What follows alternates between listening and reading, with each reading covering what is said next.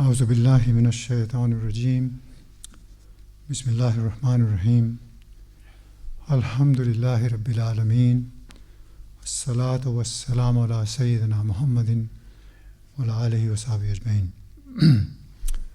Respected brothers and sisters, Assalamu alaikum wa rahmatullah. Brothers, as you know, this is the sacred month of Muharram. And today is the day of Ashura, the 10th of Muharram. With regard to the sacred months, the Quran tells us, Allah subhanahu wa ta'ala says, Inna iddata ash-shuhuri inda Allahi isna ashara shahran fi kitabillahi yawma khalaqa as-samawati wal ard minha arba'atun hurum. The number of months in the sight of Allah is 12 in a year, so ordained by Him since He created the heavens and the earth. Of these, 4 are sacred. So the sacred months are Dhul-Hijjah, Dhul-Hijjah, Muharram and Rajab. So why are these months ordained as sacred? This is because, as we know, that in Dhul-Hijjah we perform Hajj on the 8th to the 10th. And so there are some weeks before and some weeks after, so that with these sacred months there is no battles or war or quarrels allowed, so that the Hujjaj, the pilgrims, may perform their Hajj in peace. And also, if there is any warring or battles or wars going on, like we had the Iran-Iraq war and the Saudi and Yemeni war, it should stop. As in these days we call it the ceasefire. So it gives the fighting party a chance to cool down, to reassess the situation, and maybe some kind of reconciliation can be arrived at. Then we have Muharram is the first month of the Hijri calendar.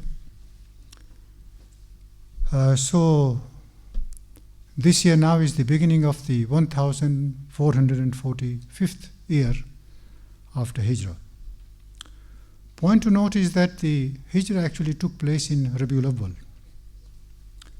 However, as the first month had already been accepted as first month of the year, therefore it refers to the year in which Hijrah took place.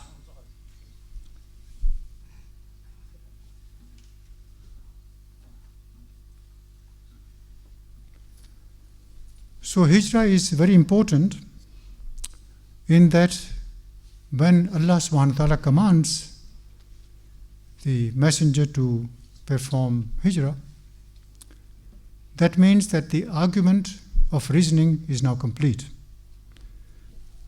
The Holy Prophet, peace be upon him, he preached Islam in Mecca for 13 years. The argument was complete. So the commandment for Hijrah, for migration, was given, which now indicates that the judgment of Allah is to be implemented. The punishment for the stubborn rejectors of faith, and good news for the sincere true believers, mu'mineen. Now Ashura itself, the 10th of Muharram, has many points of significance. For instance, when the Holy Prophet, peace be upon him, was in Medina, he found that the Jews of Medina, they used to observe fast on the 10th of Muharram. And he was told that they do so because it was on that day that the Bani Israels were rescued from the Pharaoh when the Red Sea parted and they were able to escape. And the Pharaoh and his hosts, the army, was destroyed. So commemorating that day, they observe fast. So the Holy Prophet, peace be upon him, said that it's more pleasing for us, remembering Hazrat Musa alayhi salam and how he was rescued by Allah subhanahu wa ta'ala, therefore we shall observe 2 fasts. And therefore Muslims, following the example of the Prophet, peace be upon him, either observe fast of the 9th and the 10th, or the 10th and the 11th. There are other important events narrated. There are certain riwayas that Hazrat Adam alayhi salam, his repentance was accepted in the month of Muharram, and Hazrat Nuh alayhi salam, his ark rested in the month of Muharram. Hazrat Ibrahim alayhi salam was bestowed with many blessings in the month of Muharram. Hazrat Ayyub alayhi salam, he was saved from the suffering in this month of Muharram. Hazrat Yunus alayhi salam, he was also rescued from the belly of the fish in this month of Muharram. 10th of Muharram also is very excruciatingly painful for us, the Muslims, when we remember the brutal martyrdom of Hazrat Imam Hussain radiallahu anhu, the beloved grandson of the beloved Prophet sallallahu alaihi wasallam. Our hearts cry out in pain when we remember that extremely tragic incident. Hazrat Imam Hussain radiallahu anhu had many qualities. He always submitted himself to Allah subhanahu wa ta'ala. Even till the last day in Karbala, he submitted to the decision of Allah subhanahu wa ta'ala. And he was to, until the last moment, acted as a person of dignity, not humiliated, in the service of Allah. He was open to forgiveness. When Hur approached him for forgiveness, even at that last day, he forgave him with open heart. He also observed Salah to the last moment, even in Karbala. His allegiance with Deen is noteworthy, even from his very young age. His humility is also noteworthy, and it drew companions towards him. And above all his suffering and his resolve was to promote Amr bil Ma'ruf wa Nahy anil Munkar. That is, as commanded in the Holy Quran by Allah subhanahu wa ta'ala, to promote good and forbid evil.